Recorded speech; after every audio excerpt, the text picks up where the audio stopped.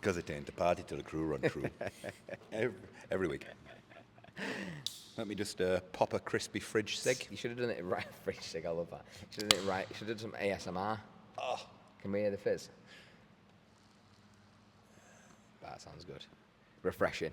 that's it. Cheers. Fridge cig. I heard you say that to someone the other day and it made me laugh. Crispy fridge cig. At the moment, I keep using the word crispy as one of my favourite adjectives. I'm like, I just want it to be really like crispy. Crispy. Yeah. With anything though. Yeah, I do with other stuff, like reps and stuff on the rig. Yeah. That was a really crispy rep. Yeah. I got asked the other day, actually, weirdly enough, speaking about crispy, why I call Mike Mallet crispy. Why do you call Mike Mallet crispy? I wanted to address that. Because when we used to have Mike Mallet and Mike Morris, they were both Mike M on the board. Yeah. So I was like, we needed the way to determine which Mike it is, and I didn't want to put Mike MI or Mike MO, or Mike MA or Mike MO. Mikey Mo. Mikey Mo. So I was like, well, you're both initials at M&M. I was like, so what's your favourite M&M? And Mike Morris said peanut M&Ms. Okay. And then Mike Mallet said, I like crispy M&Ms, so we're calling crispy. Crispy. There you go. There you go, guys. I don't have nicknames for people because I can't remember their names. So I really struggle with names. We were talking about this the other day. I did the powerlifting at Invictus Games, yeah. And I was like, right, I'm super locked in, super excited. People at the end of my short brief were like, engaged, like it's going to be awesome. And I was like, no, we're going to go through. I'm going to remember each of your grips. I'm going to remember how you set up. I'm going to remember the mistake you made last time. I'm going to remember what you need to do. Like, I'm all over that stuff. Yeah. But please, God, don't expect me to remember your name. I am terrible at names. Yeah, That is my thing. I was like, in 3 months' time, I'll tell you what you lifted today. Yeah. But I won't remember. Yeah. I remember you told me maybe 4 years into me starting what my row time was in my workout Jackie. Because I told you, I was like, I'm thinking about doing Jackie, I'm thinking about getting this time. And you was like, yeah, last time your time was this, and you rode this. And I went back and checked, and you were right. And I was like, how on earth? But then I've seen I did it with someone the other day, 3-rep max back squat. You knew. I did it with someone. I did it with Dan's 3-rep max back squat. Yeah. Yeah. It's mad, that, isn't it? Superpower, mate. You just wish you could remember people's names. I wish. This is the honesty of like autism of my particular flavour. Is it makes me feel really bad as a person that I forget names anyway. Yeah. So forgetting people's names makes me feel really self-conscious, and I'm like, why are you like this? Mm-hmm. What's wrong with you? What's really bad is forgetting my friends' children's names. Okay. And it's generally because I haven't had any interaction with them. Mm-hmm. Like I haven't myself. Something to cement it in. Yeah. And I forget. It's almost like, it's not like out of sight, out of mind, but there's something within there that's kind of like that, where I feel bad enough when it's just a person I've forgotten the name of. It's a good job me and Sean went with really obscure names. Yeah, they stuck in. But yeah, mate, like, even with Sean though, I mean, like, it's really hard. I have to work so hard to put that name in my head, name in my head, or else, and even then, like, it still falls out from time to time. But that's so funny, innit? And then you can remember other random details about their life. That's what makes you feel bad, is you're like, I can remember so many details about this person's life, I just can't remember this. The names are just terrible at. Yeah.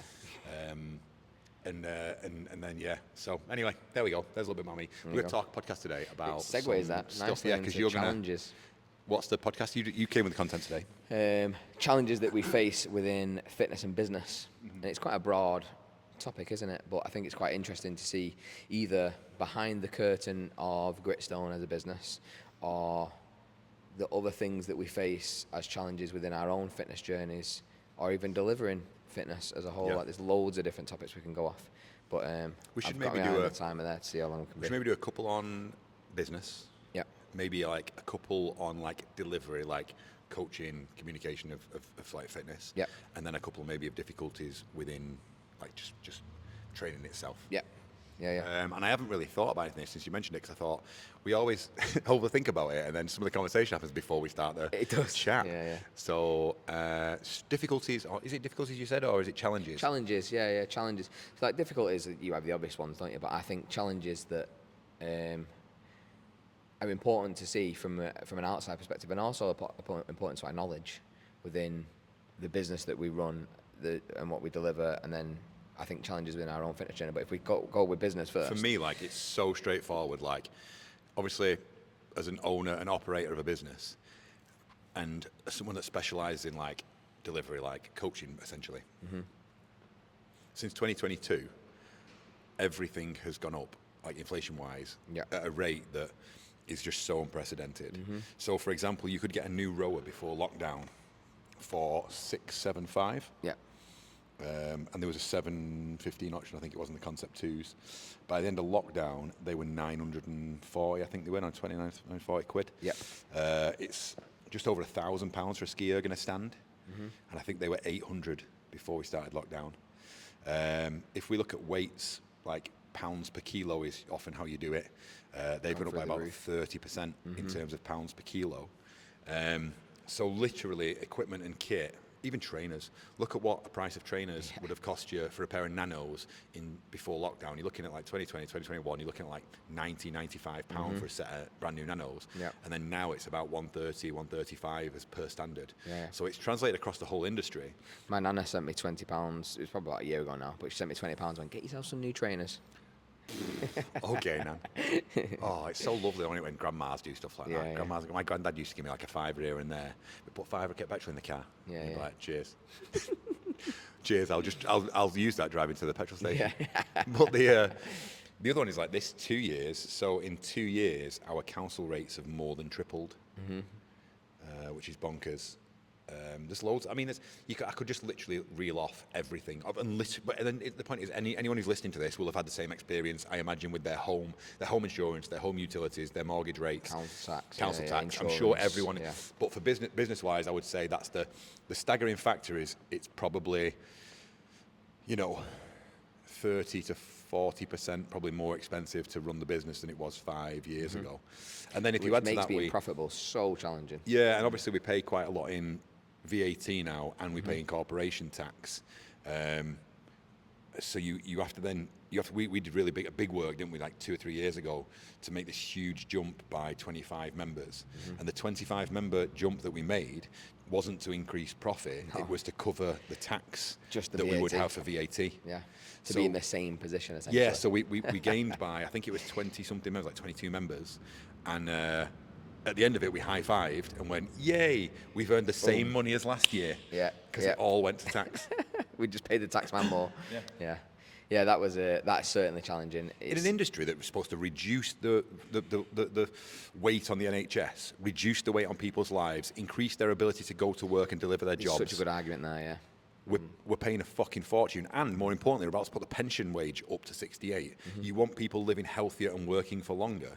In an industry where our deliverable is health, I don't understand how they can allow all this to go up in this sector. We're an early intervention service. We're such a preventive measure that there must be some data somewhere that, especially with the popularity now, like within just society, of how many people go to the gym. It's so much more the norm now to go to the gym, and how many people deliver it.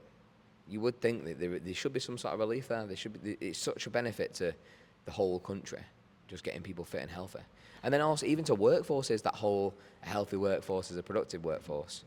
Like, there should be incentives within corporation businesses and even in the public sector of going out and being healthy, being fit and healthy. And I suppose, like, Think about even the mental health side of it.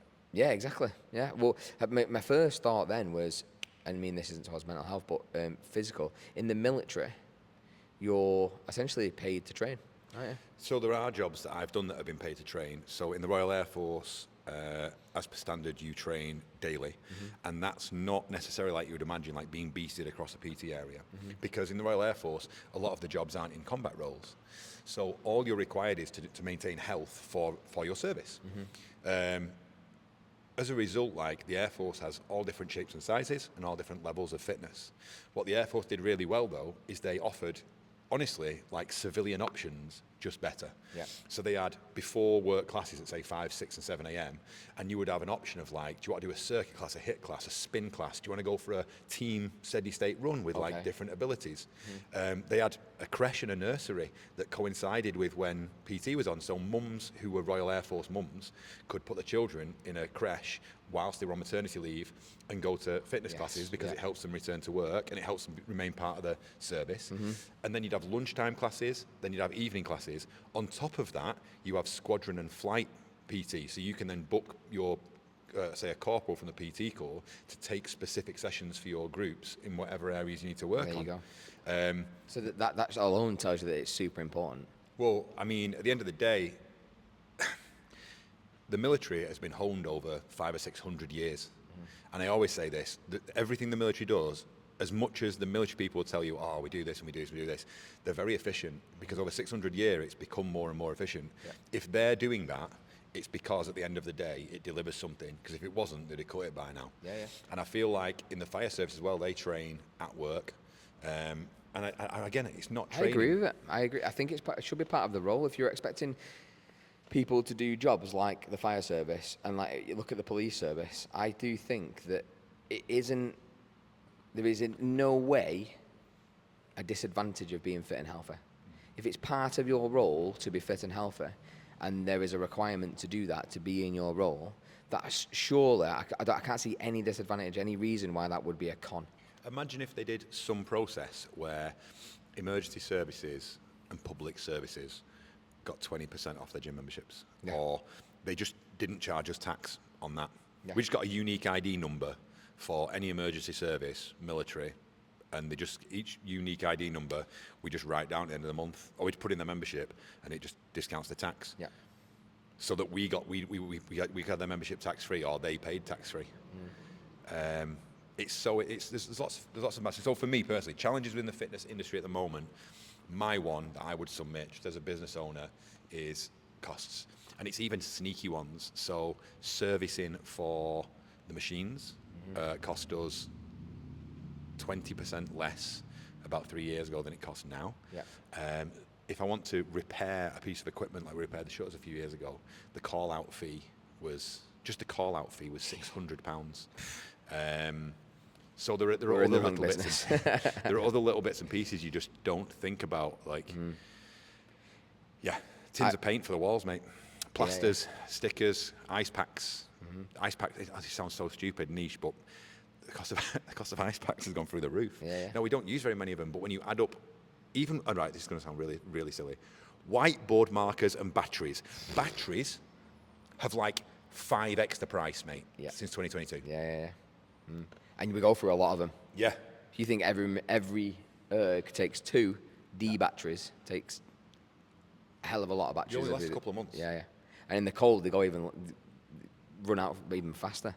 I'm not going to carry on with that one because I could go all day. No, Well, so I think my challenge is kind of business related, and fitness in general related, is what people expect of a gym. That's a real challenge, breaking down a barrier as to what we do to show people without bringing them in. And even sometimes when we bring them in, there has to be a level of buy-in for someone to be able to do it. But it's so hard in that so many people have so many different views of the gym that they instantly put walls up as to why they can't do something. And it's, if there was different techniques to building a wall, when you hire someone to build a wall, you're not bothered about the technique they use so long as the end product is that they have built the wall for you. In fitness, I think it's like so many people have a view of the way things are done, and then if something's done differently, and then you've got to tell them it's done differently, or not even tell them, just say, just come in and just try it out. People are so reserved against it. So like hit classes, body pump, bums and tums. So a good example for this is, maybe not relatable for you at the second, but you're going to know exactly as I say it. Okay. Say, for example, you go and get your hair cut, right? Yeah. What was that like? Let me remember. Yeah. But do you know, like, when sometimes the person like cuts in here? Yeah, and you're like, oh. And you're like, wait, and then they do this bit, and then they do the bottom bit, Yeah. and then they fade it in, and you're like, that's their way of doing it. Yes. Somebody else goes from the bottom to the top. Somebody else gets a pair of scissors out and starts with the top, and then they blend it. The point being is, when you go to the hairdressers, you say, I would like my hair to like this, or they da-da-da-da, and then you just sit them and allow them to go through their professional Yes. process. Now, I'm not saying when you select a gym, you have to be hands-off in the process, but it is difficult, like you say, having to sometimes, someone being engaged and asking questions isn't the same as someone saying, like, oh, well, why are we doing that? I don't do that. Yeah. You know, yeah, but this is a necessary component of the thing you asked me to get. Oh, well, I don't want to do that. You know, okay, well, you don't have to do that, but obviously you can't get the end result. Yeah. Yeah. If you said to a hairdresser, you could say, you can do it another way, but we don't do that here. Well, why not? Yeah. Well, for fuck's sake, like, You've come for me for your haircut. yeah. And you want your haircut, and the end result will be that you have your haircut. And you've seen exactly the how results you of my want it. haircut. Yeah. My haircuts are great. But you're not happy with the way that I'm going to do the haircut. And you have no knowledge or expertise in this field, which is why you're coming to me for your haircut, yet you then question how I'm cutting your hair. I'm going to go to the barber because I've seen they do good haircuts. They are in convenient location and they are priced how I would like to price it. However, when I sit down and tell them what I want, I'm going to be not happy because he used a series of professional skills that I want to question with no knowledge of his expertise. Yeah. So that is such a challenge. And do you know what? I hope that there are multiple members within the gym that go through the same challenges, just trying to explain to their family or their friends about what they do. The other day, when Sophie come she brought a nana and she parked outside and she went, I'm never going to go in that gym. Silly, all that stuff. I was like, I don't think you are going to Beryl, and that's okay. That is all right. But she looked at it in a sense of, she was so sure that this made no sense. There are so many, this is where I do think, and I'm not being woke at all, I do think there are so many barriers for women in this particular area. Because I know plenty of people have inquired to me personally, like not in the gym. I mean, like I'll go out to a coffee shop or I'll go and do something, and someone will come across and they'll say, the girls in your gym are incredible. They are absolutely incredible in every sense. I would love to be like them. And you're like, anyone, you can be like them. Like they are incredible, but they're also not special. They are simply a product of their work they've put in and the things that they do on a daily basis. And then they'll say, but I don't want to do all that strength work. And you're like, but she does strength work. Yeah. You're like, no, I don't want to do that strength work. And I don't want to lift that weight like that. You're like, but you've just told me that you admire and you would like to achieve what these 10 women have done. Yeah. But now you're like, but I'd want to do it without doing what they've done. I hate to tell you the maths on this one. Oh, yeah. Not quite sure how that's going to work. Yeah. People, we spoke about this earlier, didn't we? But people want to do the thing without doing the thing. If you speak to guys, the barrier isn't, but if you tell a guy he needs to do more strength work to get a certain way, he'll do it. If you tell a guy he needs to do more conditioning, he'll frame it in the sense of sports, like strength and conditioning, so we used to do like a Thursday night at football, we'd always like conditioning. Yeah. We did Tuesday night with technique, Saturday's a game, and Thursday, I used to beast us. Yeah.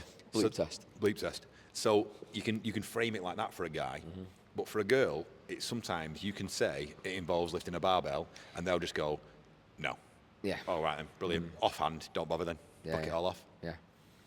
It's so strange, isn't it? When the solution's there, but then people say, I don't want to do the solution. And we get that quite a lot.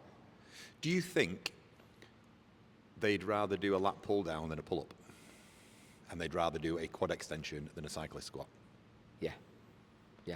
I think so. Even though it does the exact same thing? Somebody said to me the other day, and I can't remember who it is, they said, you're a really old school gym because we don't have any machines. Isn't that bizarre? Because I thought we're not. I think we're quite opposite. I think we're more new age in the way that we train. And yes, like we don't have machines. We don't have pec decks and leg extensions, hamstring I think curls. that's turbo like 1980s and 1990s. Exactly. But they said to me, no, you're an old school gym. Old school warehouse gym was the phrase. Old school. Yeah. Get Arnie in here. Yeah. Arnie just repping out. It's not weightlifting unless you've got a bit of rust on your hands. Dorian Yates. Yeah, no, I that was a surprise that that's some people's image. Yeah, when really I would Perception. say that we use, a better grasp of strength and conditioning and science than most of our, not peers in terms of people, but peers in terms of other forms of training. Yes, I think a lot yeah. of bodybuilding coaches are still doing the same shit they did in 1985. Absolutely. Yeah. I think a lot of like HIIT classes, I think a lot of circuits classes are still doing the stuff that we did in the 90s. Mr. Motivator would be buzzing. And you know what? I'm not Nothing wrong saying with that. that the way we do But- it is the best way, but what I am saying is what our way brings is variance and novelty. Like you're always looking at ways that you can improve things or challenge things or do things slightly differently or be a little bit more efficient. It isn't just do the same thing over and over again. So in the bodybuilding sense, 3 sets of 8 of my bench press and then But then whatever. when you get to 12, add weight and go back down to 8 again. Yeah, exactly. And then you just repeat And do that the same thing cycle. again, That's and it's progressive 12, and overload. then go Yeah. back in again. Or let's go to bums and tums class and only do the exercises with bums and tums, so bands around my knees, glute bridges, and then after we'll do a little bit of like. And the only thing that Tabata. changes is the song. Yeah. And the motivation from the instructor, which is probably the same if you've been doing it for a period of time. Unless they just do 2 years, get bored as shit, and then they move on and Yeah. do something else. Yeah. Where do those instructors train?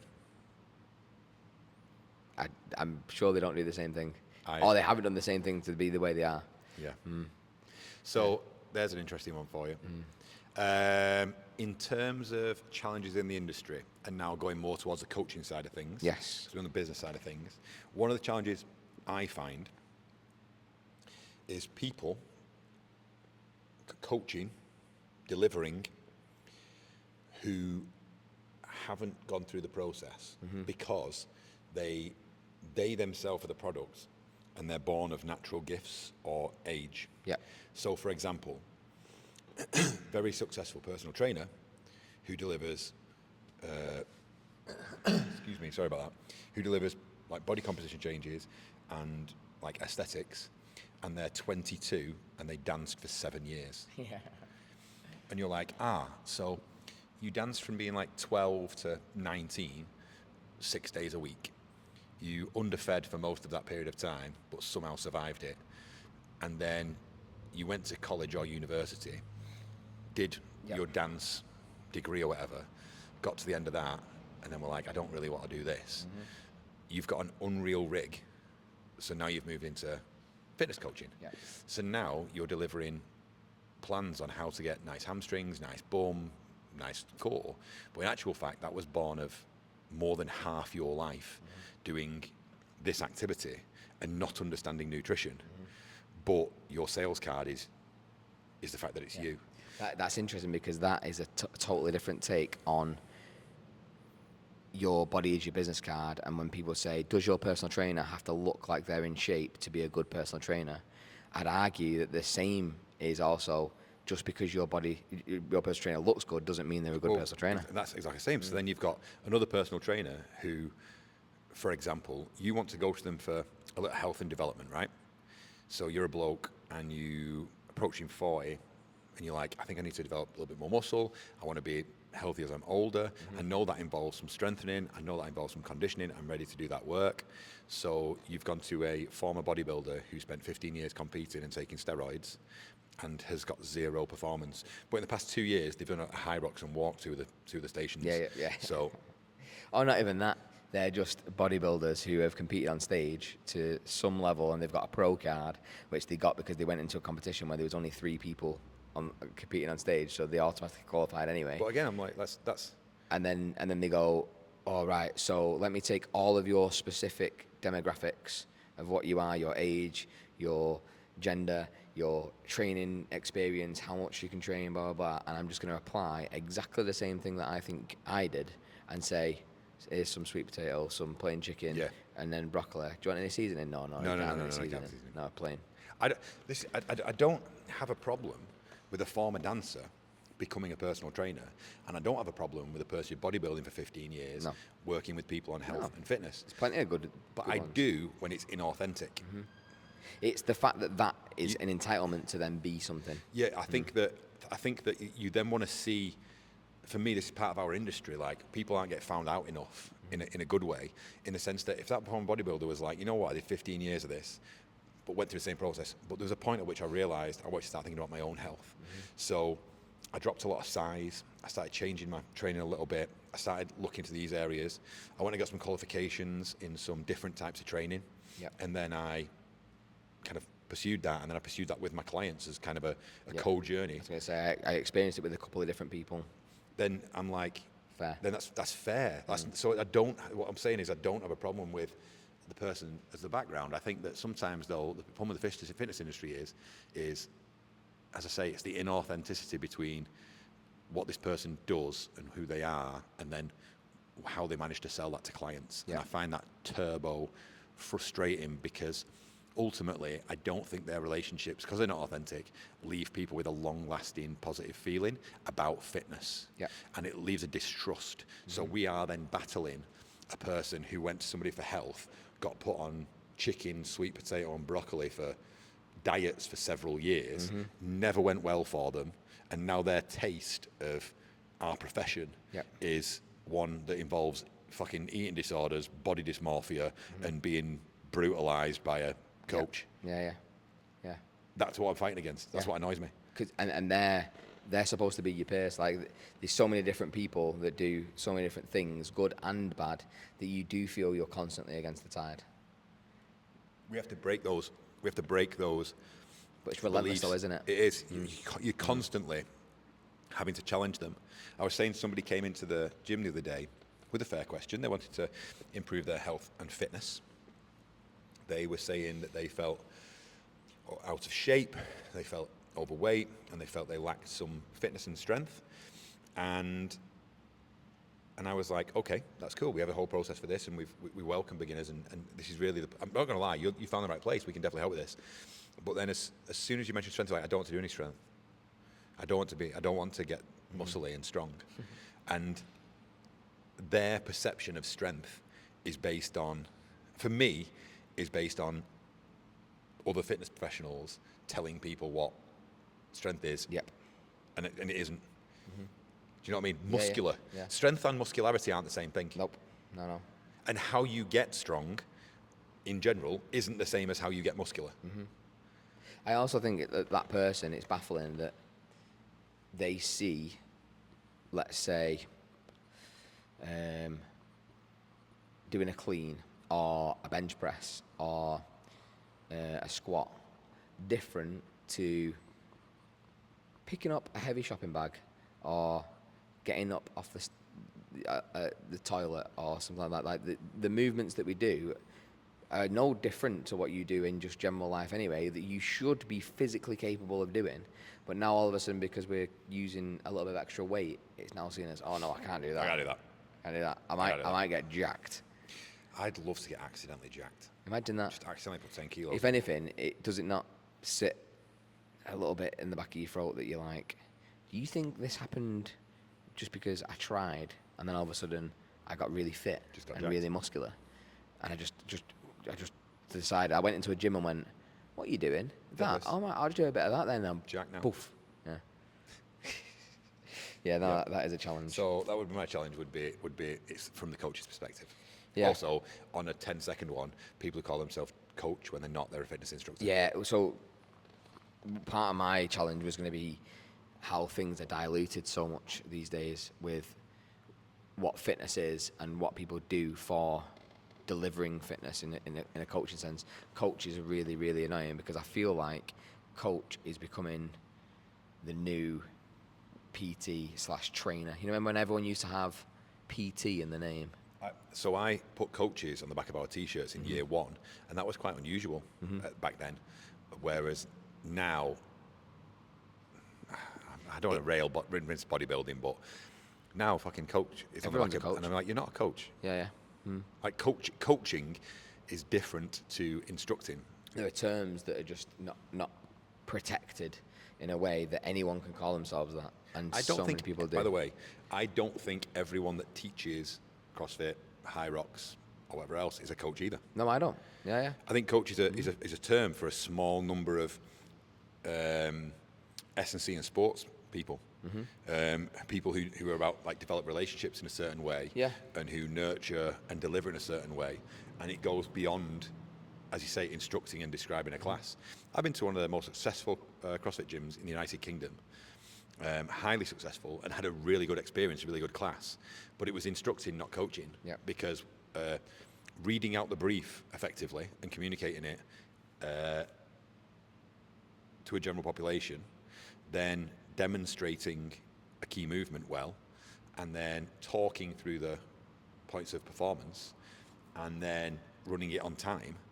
To me, none of that is coaching. That's instructing. It's the same as you would instruct, same as a physical training instructor in the military would do a class. It's called a PTI. He's not called a PT coach. Yeah, it's kind of Physical training instructor, because he does the same. He or she does the same. It's military. You command you the class. instruct. You Yeah, instruct. So a coach is different to that. And I don't think doing a check-in where you say like, yeah, you're all right, is enough to call it a a coach. voice note. Yeah. Voice notes, that's not the same as coaching. Yeah. Or we're going to do 180, 40, or 180, 60, 40, 20, call it a chipper, go, that's your session for today, and just get through it. Coach. Yeah. Interesting. Yeah. So that, the dilution of terms, and also what people understand. I was speaking to Sky earlier about competitions, and she said that she saw someone doing a competition and they had really, really bad standards. And I felt this shift, and maybe this is my own pessimistic outlook, but I feel like it used to be that if you called somebody out on bad standards, because it was such a rare occurrence, it got corrected. Like that person went, oh yeah, I didn't realize I was doing that. Or they were then held to account, and then they changed the way that they did it because they were the only person that does it. But now it's in a position where there are so many bad standards that the standard now isn't there. So bad standards don't exist because it doesn't really matter if you lock out. It doesn't really matter if you completely I'm fuming when somewhere that's not got that history of CrossFit does a workout and they're like, Jackie today, except all their members are squatting above parallel and not looking out. And you're like, no, you're not doing Jackie today. Yeah, you've not done Jackie. You've not done Murph. It's good. I'm glad you did a workout. Yeah. I'm glad you all got fitter. I'm glad you are instructed, all these different things. You don't have to, by the way, you don't have to squat below parallel on a thruster unless you're doing meeting certain standards for certain things like CrossFit. So for high rocks, there are standards that your chest has to hit the floor in a burpee, and the sled has to pass a certain point on the floor, and you can't step outside of the box. So you can push sleds and not be doing high rocks, right? Equally, you can do thrusters and not be doing CrossFit, and that's all right. But if you're going to do a named workout, it grips my shit if you don't meet the standards of that named workout. It's like doing a 25-foot bleep test, but doing it at 15 feet. And saying today I did the bleep test. Yeah. You know you didn't. It's like doing a marathon, but doing 24 miles. Yeah. And I say It's not a marathon. this. So you've run really far. There's a But big you tick in the haven't done a box. You marathon. get a pat on the back. You get a million things, but you haven't done a marathon. No. Because there are You've got associated 24.2. standards with it. Yeah. Oh my God! I don't think that's your negativity or pessimism or cynicism. What I think is we're identifying that as fitness concepts grow and they migrate and people adopt them. Yeah. Like lots of things happen, and in this case, for example, more people I would imagine are running than ever. And there'll be running people now who are like, this is getting a bit diluted now. People, So like that. And then there'll be other things that are perhaps getting smaller and becoming even more niche and more accurate. So I'm not going to jump to that in 1 second, but the point being is that in that sense. So I feel like as our type of fitness grows, we're going to see more of this. And I don't think that's pessimistic or cynicism. That's just observant of the environment and culture. Yeah. Well, I think it's definitely a challenge in a sense that it does make me feel like I need to subscribe to the thing that I don't want to do because that's what everyone else is doing. Not really. No, I don't think so. The military doesn't have to start being different. If it's like I said, 600 years, it's worked. Yeah. They're on bases doing similar things. They're changing in ways that they can change, but there are a lot of things that aren't changing because they never should. Yeah. And I feel like, do you know the story of the dancing man on the hill? No. There's a crowd of people on one hill, and on the other hill there's a dancing man, and they're all looking over at the dancing man, And they're all going, look at him over there dancing, what a weirdo, he's dancing on his own. And then someone goes over in a bit of a joke and starts dancing with him. And then another person goes over and starts saying, oh, it's so funny, now there's 3 people dancing on the hill. And then before you know it, everyone's gone over to that hill and everyone's dancing on the hill and nobody looks stupid anymore. And you're the solo person in the gym and everyone's going, look at that guy doing nothing on the hill on his own. That's what it kind of feels a little bit like. It feels a little bit like everyone's migrating over to the other side of the hill. And I'm flagging the ground being like, no, I want strong standards. I want people to do things right. If we're being specific though, and we want to just say specifically, say for example, CrossFit or High Rocks, if you want it to get better, you have to be yourself the marker in the ground. So to me, it isn't my responsibility anymore. We could just abandon those standards because that's not what we do anymore. Yeah. We don't abandon those standards because we and you believe in those standards beyond a name. What the label is, yeah. We believe in them because we believe in ranges of motion. We believe in health. We believe in building capacity over the best way. Functionality. But if you're going to be if you are, say, affiliated to CrossFit, then the responsibility isn't on us anymore, and it isn't on anybody else. They should be differentiating themselves through their highest standards and leading the way.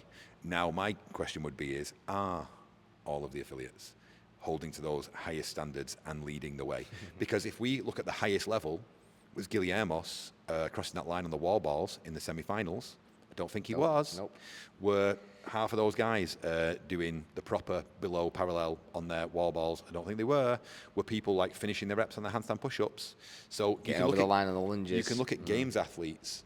Guillermo springs to mind immediately, who's just qualified for the games with subpar standards. So you can't.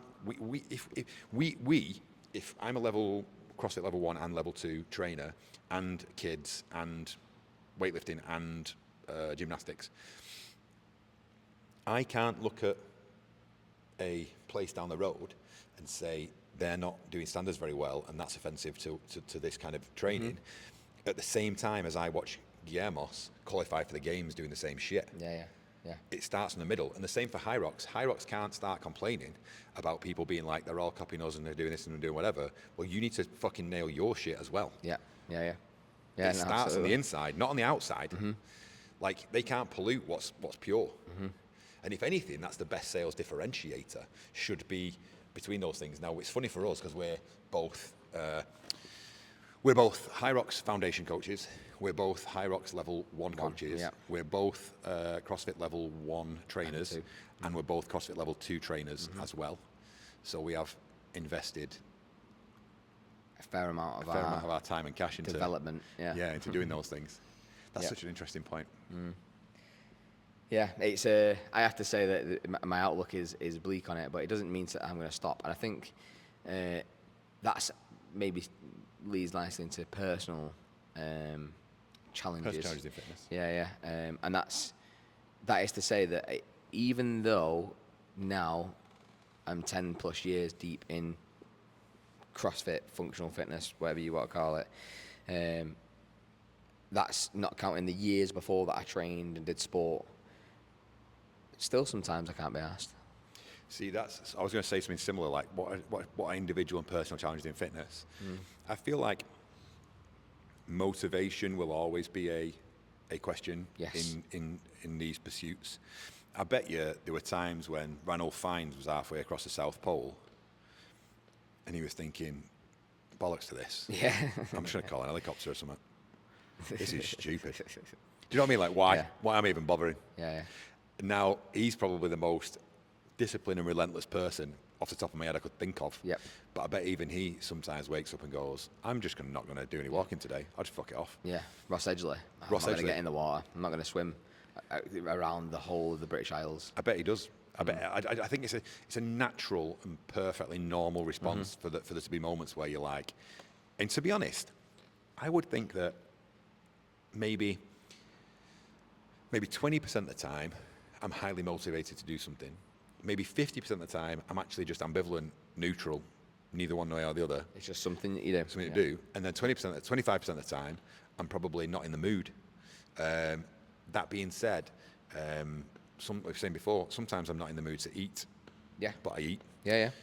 Sometimes I don't want to hydrate, but I hydrate. And sometimes I want to stay up and watch them until 1 in the morning, but I go to bed. Yeah. So sometimes I want another coffee at 6 or 7 o'clock in the evening, but I don't because it would be bad. And that's not doing something rather than doing something. Yeah. So I feel like motivation in anything is always going to be a natural Sometimes challenge. I would love to smash 4 or 5 beers, but I don't. I thought you were going to name a person then and be like really controversial on that. Sabrina Carpenter. Sabrina Carpenter. No, there's lots of things. Cheryl from The Office. I feel like you should have said like a really familiar person and just be like Joe from my old job. Yeah. So I think that's a natural one, isn't it? Yeah. Yeah, no, definitely. I think it's important to recognise that everyone has these things, and I think the differentiator between we're lucky in a sense that our member base are people that I do think continually turn up despite not wanting to turn up, and that might be because the motivation that they don't have is superseded by coming and seeing their friends, coming and doing something that they enjoy. I think that the overall huge health that our membership have is down to the fact that they recognise their natural trends to this and to that, but they've created like you say, a friendship base and a habit base that serves their health and fitness before it serves their mood. Yeah. I hope to think that we improve their mood. Yeah. I would follow up with whenever I train, I always feel better for it. I very rarely don't feel better for training. There are occasions where I empty myself to a point where I'm like, oh God, I'm really fatigued now, or I've actually made myself feel under the weather because I've gone so hard. Yeah. So there are moments where you're like, do I feel better for doing that? Sometimes, like, I've done Mikko's Triangle in the heat and been like, I've written myself off here. Yeah. I probably shouldn't have done that. Milk was a bad choice. Yeah. But I would say that's obviously the rare occasion. 99% of the time, I feel better for doing it. And I certainly hope that's the way for almost anyone that's listening to this. Could be at any gym, anywhere. I'm sure you hope you feel better for it. What's one of your personal challenges? A personal challenge within all of this. I think sometimes me and you talk about how there's a real differentiator between novelty and effectiveness. And I feel like sometimes there is so much to train, I almost don't know where to start. Yeah. Because I'm like, do I do gymnastics? Should I do gymnastics? Should I do chest to bar? Should I do toes to bar? Should I do this? Or should I do that? I feel like there's so much to do, and I have so little time to do it in that overwhelms me at times with my training. There's so much to do in so little time to get it all done. And what's the most important thing to do? And then sometimes you feel like you're only ever doing what the most important thing is, in which case then you aren't training to the best of your ability because I've not got time again, so I'm just going to squat. Yeah. But we were saying the other day, though, me and Lee have got to that point where you go full circle. I feel it's a bit like jiu-jitsu. Like when you do jiu-jitsu and you do your white belt, they teach you to like do a Kimura and then like how to escape close guard and then how to, you maybe do like attack from half guard or whatever, these absolute basics. And then they always say at like purple belt, you start doing like fucking wild flying wrist locks and shit. Yeah. And all of a sudden you're like, this is the way it should be done. This is the fucking crazy flying stuff. And then you arrive at brown and black belt and you're Kimura-ing everybody or... Just go back to the basics. Because the basics are absolutely killer. Yeah. There's a real famous guy called Roger Gracie who runs a gym down in London now, but he's Brazilian and he's of the Gracie like family, so they are the originators of Brazilian Jiu-Jitsu. And he did this famous comeback where he stopped training for a while and he came back and won the World Championships. And he famously fights from a very simple closed guard. And someone said to him, like, it's amazing that like you achieve so much after so much time off with such simple jiu-jitsu. And he was like deeply offended. Yeah. Because like he was like, there's nothing simple about what I do. He was like, what it is fundamental.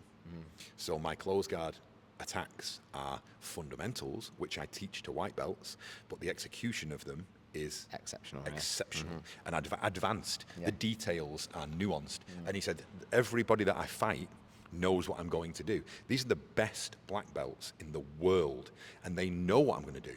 And even still, they can't stop it. It's that effective.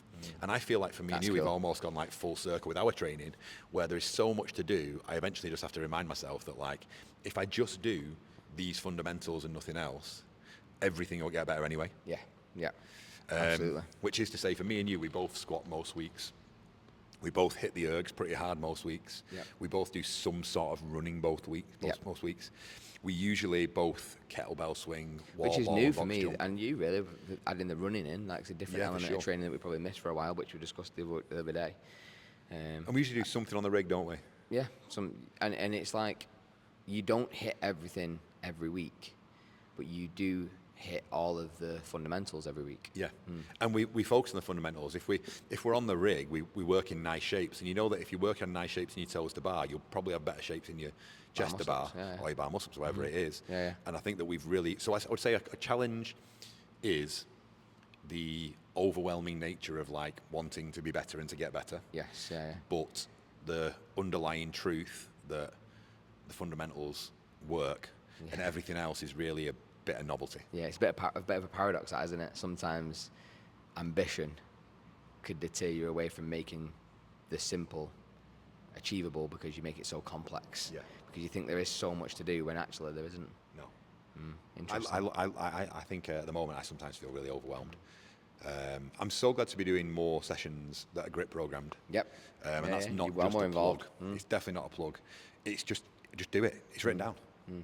Just do it. Yep.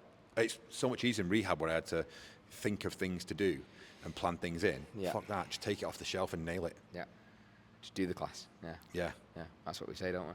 We did a really good one in Hyrox this week where we broke down his teams of 3 and 4 and we just put goals on the road bike and ski and just like you would do as a team, like a team workout. And we were like, right, I need 4K in this, 4K in this, 8K in this. When the team's complete, however you want to break it, onto the runners to finish and do it in 20 minutes. Yeah, cool, And super simple. We broke into like teams where totally different abilities, totally different skill sets. We all worked through it. We all got to the running machines, and then we broke down to an EMOM where we did some core work, we did some isometrics for knees and hips, and we did some adductor isometrics, and we did like 6 to 8 minutes of that. And I've never done a session where I thought to myself, it's so fundamentally tick the boxes without having like sometimes I'm like, can we do 1200 for female teams? Can we do 1350 for mixed pairs? And can we do that? And you're like, fucking hell, details. We just did a session and it was bang on. Yeah. No, good. That's simple is best sometimes, or most of the time. To be fair, sounds like a good session. That, to be fair, the session I did with my dad the other day was good. 1 mile run, 2K row, 1 mile run. Yeah. Super simple. It's a beaut, that, isn't it? Yeah. We've got Hyrox tonight that needs some running in it. There you go. That'd be a good session. We might put that on. We might do that one, guys. You heard it So here first. there's some challenges in fitness. Let's talk about very quickly before we finish. Then we need a couple of things. Have you got a thought? I've got a would you rather. Go on then. But we can end on the would you rather because it's quite funny. Okay. Unless you've got. No. I'm ready for it. Okay. I'm ready for it. Would you rather fight 1,000 duck-sized horses Okay. or 1 horse-sized duck? 1,000 duck-sized horses or 1 horse-sized duck. I think I'm going to go with 1,000 duck-sized horses. Yeah, do you think you could say that? Like you could kick maybe. They're coming the at first you with 100. overwhelming force, right? There's But thousands of them. right, I get this. I do get this. There's 1,000 of them. What I can say is I definitely can't fight a horse-sized duck. That would be. It would, They've actually got sharp beaks. Yeah, They've got little teeth inside there. Yeah. And ducks have got big wings, and I reckon that fucker would take a good chunk at you. Hit it. Its feathers would just absorb any force Yeah. anyway, so you won't be able to get to the actual duck. And if its beak got hold of you, I want to think that's a broken arm at least. Probably. Yeah. So basically, I definitely don't think I can fight an horse-sized duck. But I reckon I could stampy.